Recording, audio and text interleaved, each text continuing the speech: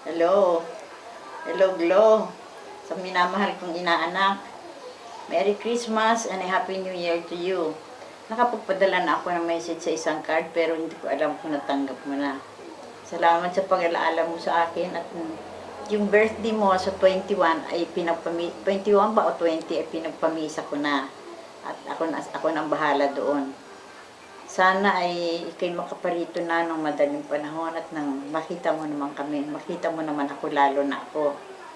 Kahit na ganito akong permi may sakit, ako may natutuwa at permi mo ako naalaala. Sana sa mga darating na panahon, makita ko pa ikaw. At sana naman ay si Stefan ay makasama mo rin. O saka nagbabakasyon ngayon sa Roma. Kumusta na lang sa lahat ng ating mga kasamahan diyan. At ako naman ay kahit na may karamdaman ngayon ay pinagsisikap na pumunta sa simbahan pero hindi ko naman ano ang sarili ko. Sa lahat ng mga naririyan, ipaalam mo sa kanila na inaalaala ko sila at na ako'y natutuwa na ako'y kanilang naalaala din.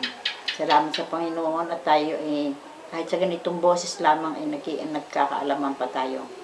Ikaw ay mag-iingat din sa iyong sarili at alam ko ikaw ay nag-iisa at ikaw ang ina at ama ng tahanan. Thank you. Happy birthday uli. At God bless you, Glo. Thank you. Hello.